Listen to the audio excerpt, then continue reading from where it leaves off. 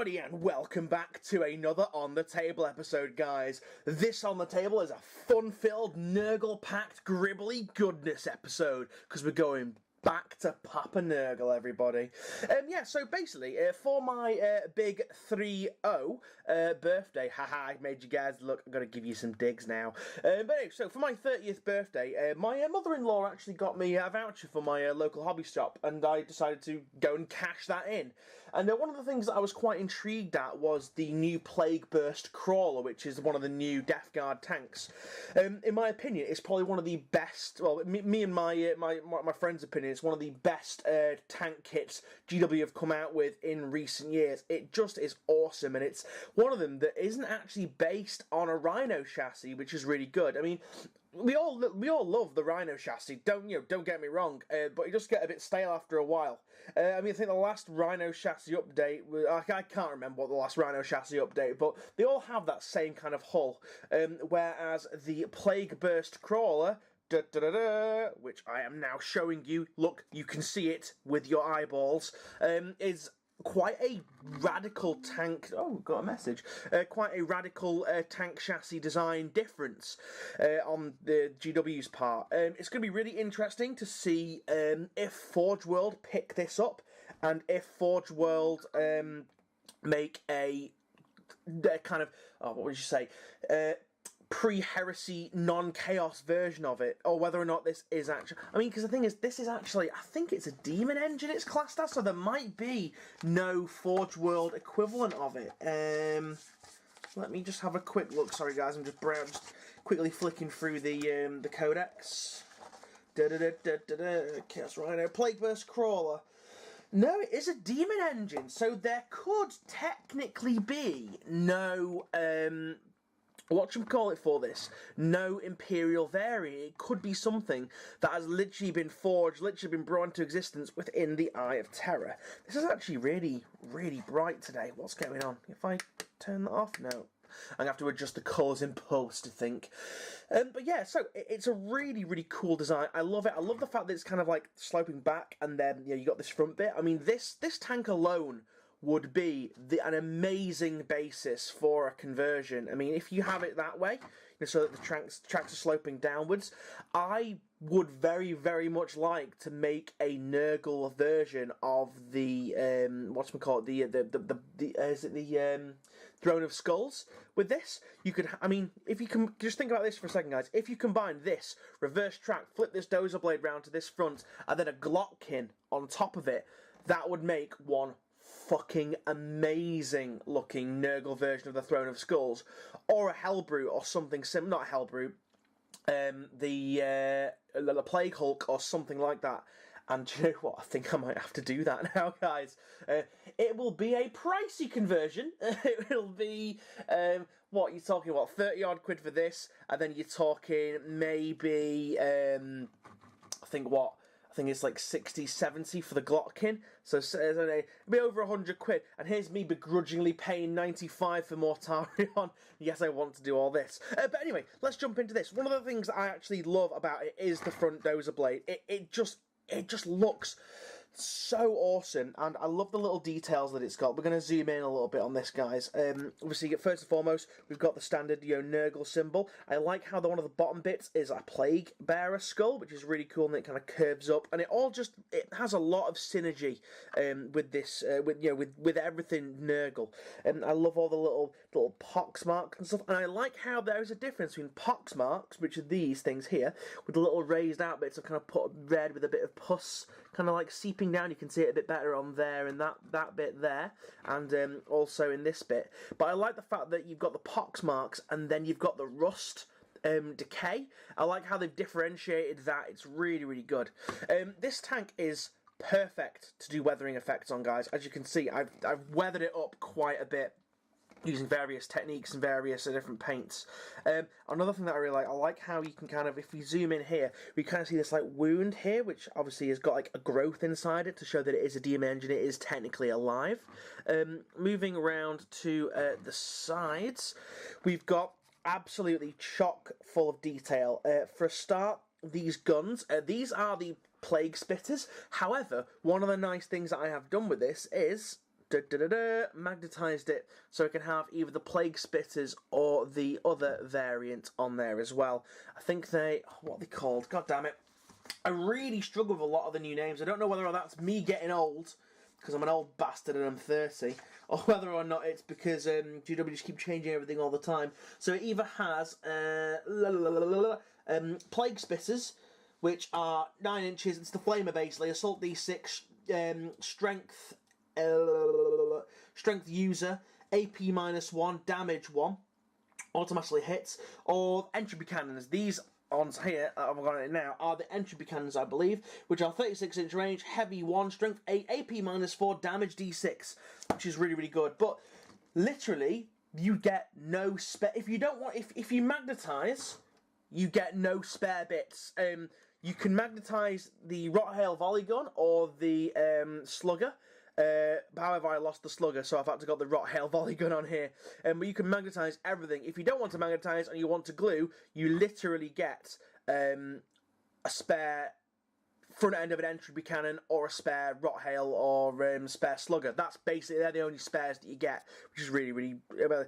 I mean, you think for like a 30-odd quid kit you get more spares and stuff. You maybe get some Nurgle icons and stuff that you can like use for other vehicles, but no, you don't. Bit miffed about that, but still, it is a very nice kit, and I can ignore that for how nice this kit actually is. Moving on to some more details here, we've got some nice chainmail coming down. One of the things I was actually a bit gutted about is that a lot of this detail here, that's all on this side, is actually covered up by this gigantic armour plate. Now, I suppose, if you wanted to, you could leave this armour plate off on the side, and I think if I got another one, I think I might do that, because there is, you see all this, like, all these cogs and all these pipes and stuff like that, there's so much more, and it's so much more intricate under this piece, but that being said, without this side piece, you can't fit the dozer blade on, which is a little bit, I suppose you could do it with a bit of jimmying, and for the seasoned hobbyist, for the hobby veteran, it's not going to be too difficult, but for newcomers, it might be a little bit more challenging. Okay, moving around to the back. I'll be honest, there's not that much detail on the back of this miniature at all.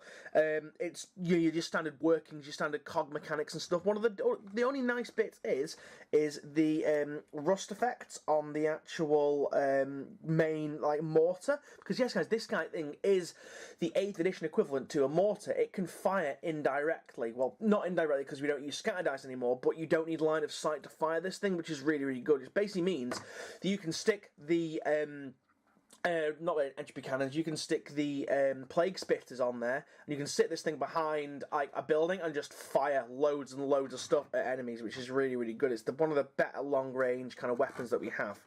Yeah, and as you can see, one of the nice things I've tried to like pussify it here, where these kind of like living tubules are going into the actual gun, feeding it with this delicious sludgy sludge.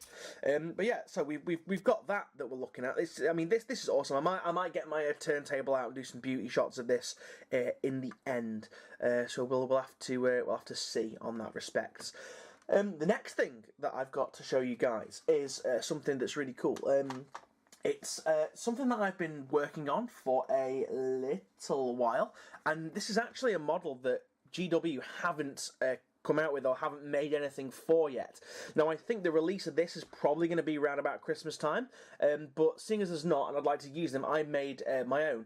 The two new vehicle models that came in the Death Guard book, you've got the Plague Burst Crawler, which you guys have just seen there, and then the other new one, as you can see, I'm flicking through my codex because I can't bloody remember its name properly because I'm a dickhead. The next one is the, oh come on, oh, I've lost my rhythm. I've lost my rhythm now, guys. So you've got the Mephitic Blight Haulers. Now, I'm sure GW make up words Mephitic. Myphitic. Mephitic. I can't even pronounce that properly, so for the time being, and for all intents and purposes, and for this day forth, I will be referring to these things as literally just Blight Haulers. So, here we go, guys. Here are my two Blight Haulers. Now, these guys are pretty juicy in game. Can I increase the lights on this? I cannot. That is a little bit annoying because I charge this thing up. Oh well. You guys, I might just have to alter the brightness in post again. God, there's lots of trickery on this episode. It's going to be a pain in the arse to edit. But anyway, yeah, so these are the Blight Haulers. Now, there's no models for these guys. I don't actually think they're on the right size basis either. After I made these, upon further inspection, I think they're on the slightly larger base, the one that Mortarion is actually on. Now, these things are movement 10. They're basically the fast attack choice for Nurgle. So you've got they are movement 10, weapon skill 4, ballistic skill 4, so 50-50 chance of hitting. Strength 6, toughness 7, wounds 8, attacks 3, leadership 8, and save 3+, which is pretty good. Now, they also have some pretty nice weaponry. They've got your missile launcher, which fires either a frag or crack, standard pretty much. And you've also got a multi-melter. Now, these things have a cool special rule which makes them extra nimble and extra good on the battlefield, and that is it's tri-tracked, even though these things are just bi-tracked, what I've made. But the rule is tri-tracked. It says this unit does not suffer the penalty for moving and firing heavy weapons, which means you can move and fire your missile launcher and your multi-melter in the same turn, which is amazing. So you can literally rag these about, round to enemy tanks, blow the crap out of them with a crack and a multi-melter, and then rag it off then the next turn, which is really, really good. But yeah, they also have a Gnashing Maw and Bile Spurt, which is... So they've got three. They've got 3 weapons that they can fire. That's amazing. Bile Spurt is a 12-inch Assault D3. That's one that you'd use if you're going into charge, I suppose. And Gnashing Maw melee plague weapon. That's pretty good. Now these things are also nice because they actually boost your other units. They buff them as well. So not only do they have disgustingly resilient, they are also, I think they're a demon engine as well. So they get a 5-up, a disgustingly resilient to shrug off a wound. They also get a 5-up invulnerable save and a 3-up armor save, which is really good. They have a rule called God damn it, GW, with your making up words. I'm just going to call it Putrid Fog. That's what I'm going to call it. Friendly Death Guard infantry within 7 inches of this one benefit from cover. So now cover works a little bit differently. Cover basically adds +1 to your save. So Plague Marines within 7 inches of these guys are having 2-up saves from shooting. That is amazing. That's utterly... In fact, it's from shooting and combat. It doesn't say whether or not we're benefit from cover, unless cover only specifies that it's only against shooting. But anyway, Plague Marines get a 2-up save. Amazing, makes them so much more survivable. Putrid Explosion, which reduces 0 wounds. On a 4+, it explodes. Each unit within 1, so there's 1 mortal wound, so basically one thing dies. Trilobe, add 1 to all hit rolls made while this unit contains 3 models. So if you have 3 of these guys in a unit, they're hitting on 3s rather than 4s, which is pretty good. Demonics, so 5+ save. Foul Stench, and right, this is another nice thing.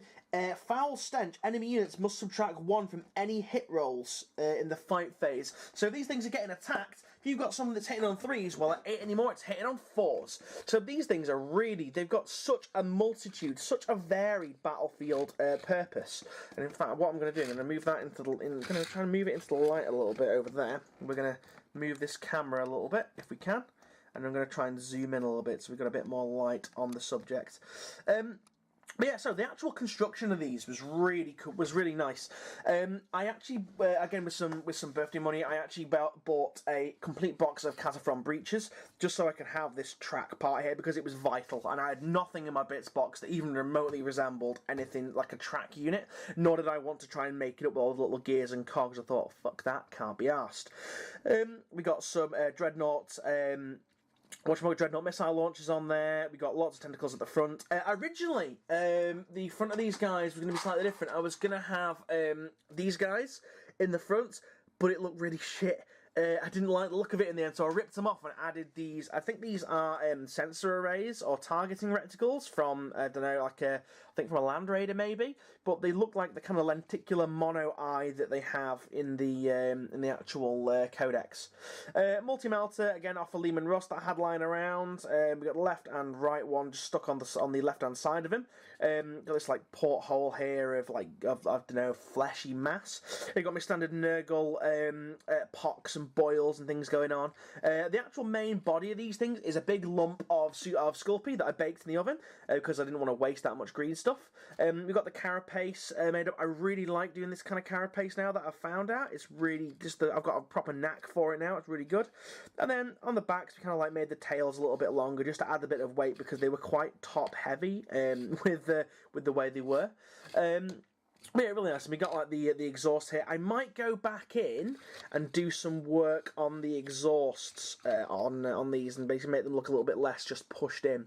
Another nice little thing that I've been doing is adding these kind of pockmark effects to flat surfaces, and all that is literally that's just using the handy drill.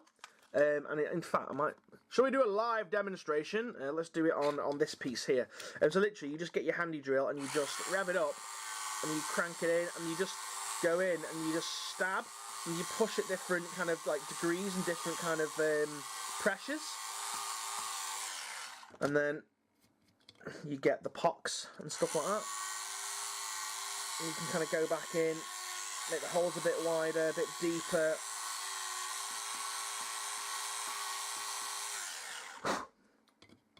Just like that, guys, and it adds a nice little bit of texture where there previously was none. But anyway, that's pretty much it for this episode, guys. I think I will do some beauty shots of the Plague Crawler at the end of this video. So, guys, thank you very much for watching, and I will see you guys again in the next episode. Don't forget to like, favourite, and subscribe. If you subscribe, you will get awesome videos. No, that's not what I was going to say.